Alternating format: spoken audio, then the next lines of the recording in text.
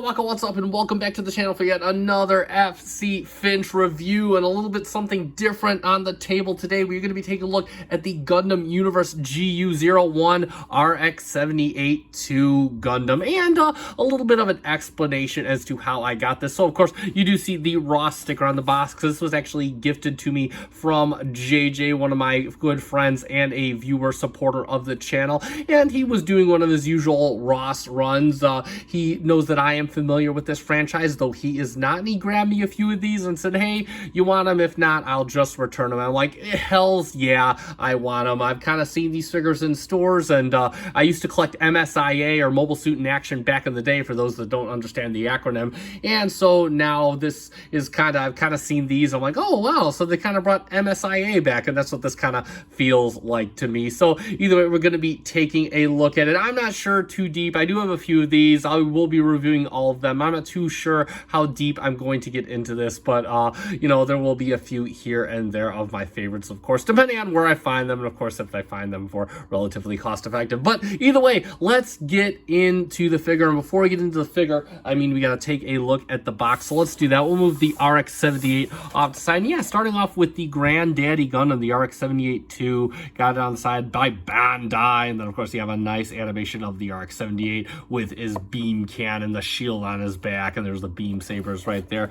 Ross sticker, $11.99. Yes, I saw it on the forums under debate. Yes, these are Ross for dirt cheap, for whatever they are. Of course, you have Gundam Universe on the top and some other Gundam thing. You have the shot of the RX-78-2 on the side, GU01 RX-78-2 Gundam. On the back, you got the shots of the figure itself with all of his articulation and items. You have the Wing Gundam and the Unicorn Gundam as the future issues. Gundam info, free scan if you want. And then, of course, on the side, we have Gundam RX-78-2 Gundam Universe on the top, and back over to the front. And that's it for the box. Let's take a quick snap of the instructions. And it's just a quick single page of the instructions. You can see it has all of his saber grip. He got his interchangeable hands, his beam saber, his shield, all that good stuff, his little cup or whatever it is, and there it is. So lots of all of them in Japanese, of course, and you have Gundam Universe on the side. Operation manual, I like how they did that, but either way, and that is it for the instructions. So let's take a good look at the RX-78, and we'll take a good look at the head first up. And you can see it is done. Again, you got a very nice vibrant white on him. It looks like kind of a, I want to say it looks like a clear yellow for the eyes, but it's just kind of a really nice vibrant chrome yellow in there. Looks really good. You got the detailing on the face mask, got the nice little reds, the nice subtle details. The white and red V looks really good. Vulcan cannon is just done in a molded white, and then of course you have the vents on the head. They got the little vent ports done in black. Looks really good. Vibrant white all over the figure. I'm not sure how much of this guy is painted. A lot of it looks just like very vibrantly colored plastic, which for a mainline retailer tail figure, I am more than okay with, because it does look very good. Nothing appears to be over. Nothing appears to be out of place or anything like that. You got the nice gold vent detail, the yellowish gold vent detail. Got the embellishments down here in the crotchal area. Nice little subtle details too molded in. You got the panels around the shins. It's mostly noticeable around the shins area, but you got a little bit of molded detail in the thighs, on the thigh pads, and then of course on the hands and whatnot. The wrists are molded in place, but you can see a lot of nice finger detail molded in there. Got a little elbow and knee details molded in as well. Got some more panel detail on the shoulders. Again, very nice blue and a nice deep red around the waist seal area. And then of course you move on to his back. Very clean back, as you should expect it to be. Looks very robotic. Looks very good.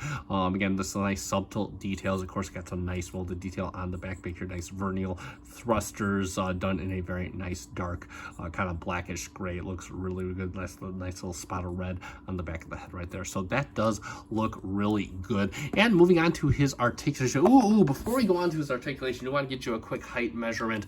And let me bring his legs in so he's not standing as out to the side. And he is just over 6 inches to the top of the V. So there you go for that, which I think is either on par or just a bit taller than some MSIA figures. As for articulation, now we can get into that. So the head, I believe it is on a ball joint, and and a small hinge, and you can rotate it side to side. It'll go all the way around if you want to. Does have a little bit of up, has a little bit of down if you so desire that. The arms, they will roll all the way around on a nice squeaky, I believe it's a universal joint, and then of course you can bring it out to the side. He does have bicep swivel, very nice squeaky bicep swivel, and then he does get you just under 90 at the elbow. The hands, they are molded in, they are on a ball joint though, so you can get all kinds of good wrist rotation as you desire. And then of course move his arms out the side. He doesn't really have a waist rotation, it more rotates at like kind of the abdomen. It's just a little bit, just enough to get you whatever you'll need, but there we go for that. And of course he does have kind of an ab crunch more at the abdomen as well. You can see how that works. The pads, the side ones come out just a little bit, the fronts come out that much. He can get you just under a fusion kick. Can't really get you anything back, his butt plates don't move, and then he can get you out to the side a decent amount. He gets you thigh rotation, and of course he does have a double jointed knee, but it gets you just to about here. And then of course you can do a toe tilt, you can do a heel tilt, and you can do side to side, and that is pretty much it for his articulation.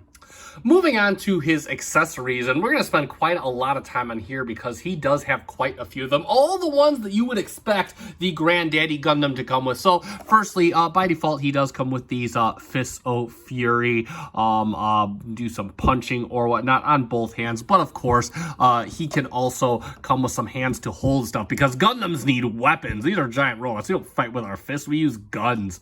And they are just molded in plastic, a little hand pad on there. No articulation at all. They do operate on a ball joint, and what you want to do is just pop off the ball joint at the wrist, and you could put the hand on one side. We'll do it on the other side. Take that off and put the hand, and I usually just leave these on here because I'm always posing him with a weapon in his hand or something like that, and there you go. And then he can hold all kinds of stuff. So let's see what kind of stuff he can hold.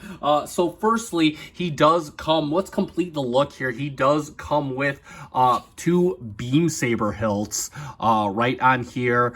You can see they're done. They're just cast in white plastic. They got a little bit of molded detail on here, looking pretty good. Just nice and kind of animation accurate. And real quick, before we even show him holding, you can store these on the backpack. They have 2 pedestals, and this is why I kind of refer to this as the reborn MSIA, because MSIA was notorious for having, you know, all the stuff that worked in the show work on the figure. You can just kind of store it in the backpack, and those will store on him just nicely. But of course, he needs to hold the sabers, and if for each saber you do get a pink beam a la MSIA, and this is just done in a very pink plastic, a little white hilt on there, and we can take this off to the side, and you can actually take one of the saber hilts. You can see it has a port right here, and you're just gonna plug it into the port, and making saber noises, and you can plug it into his hand, and he can hold his beam saber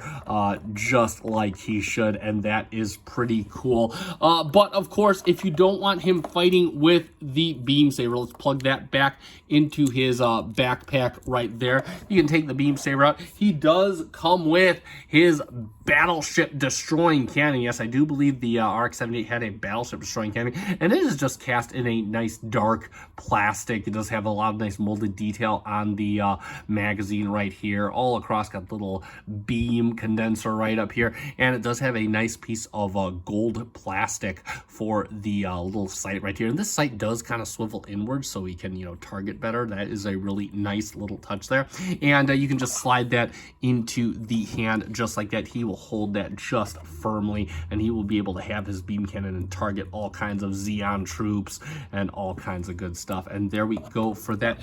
And lastly, but not lastly, but not leastly, he does of course come with his shield, and his shield is cast. I'm not sure if this is paint. This might be paint, but it is done in a nice red. It got some molded detail on here. It got a little see-through right there, pretty cool. And then of course the nice kind of yellowish cross right on there. And it does have this little handle right here, and this handle does come off if you so desire to. And it just plugs right in there, just on the back of the shield. And of course, he can hold this. Now, what I like to do is I kind of take the hand off this because it's kind of hard to get him to hold this with the hand on his person. So let's get this into here, and you just slide the hand on there, and then what you can do is you can plug the hand right back in, and you'll see it's got this little tab right on here, and you got a little tab slot right in the arm, and you can just kind of tab it in to the arm just like that, and he can hold his shield as he should. So he is now well defended to take on the Zeon, but he also has another use for the shield, so you can take that out of the hand, and what we can do is we can take this and just kind of flip it around onto this side, just like this, and you will notice that if you look at his backpack, he does have a little slot right here, and you could just take this slot and you could plug it into his backpack like that, and he can carry the shield on his back just like he did in the show, which is also pretty cool. So he can kind of wield the gun and the beam saber at the same time if you so desire. And the last accessory that he does come with is a little cup on here, and what this is for is I believe they sell a stand for this. You can see he's got a port in the bottom. Stand not included, it is separate, and what you can do is you can just plug it right into his gentleman's area, just like this, and it will hold nice and firm. In fact, you could just leave him like this. I usually just leave him like this when he's posed on my shelf. And the shield, it's not a solid connection with the shield, by the way. It does like to fall off sometimes, but there you go. One thing he doesn't come with that I kind of wish he did is the bazooka that you sometimes saw him with in the show, but that is okay. I think this is quite cool as it is. So overall, that is going to be pretty much it for his accessories. So let's summarize, and there we have it for the Gundam Universe RX-78-2 Gundam, and this is overall pretty par for the course for a retail store action figure that's available in mass. It has a lot of really nice vibrant coloration, even though I don't think that much of it is painted. Additionally, it is also a bit limited in articulation, but it should have more than enough to get you whatever you would need to react a bunch of cool poses from the show. It goes so hard on the accessories though. Tons of cool accessories. You got your beam sabers, your laser cannons. You could store everything or mostly everything just as it would in the show, which I think is absolutely cool. I think the option to be able to have this on a flight stand is awesome as well. I don't even think we got that in MSIA if I recall correctly, and especially if you are a fan of the franchise, you want something to represent the franchise on yourself, and you just are like me and you don't feel too confident in your model kit building skills, I think this is a perfect alternative, especially at the $11.99 Ross price point, if you can find it at that price point.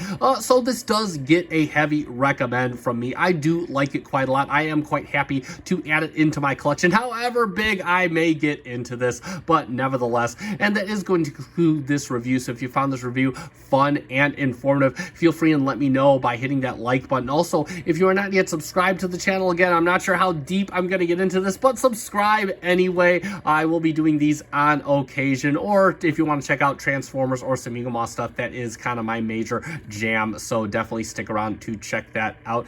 And that being said, I have been FC Finch. Thank you so much for watching. Sieg Zeon!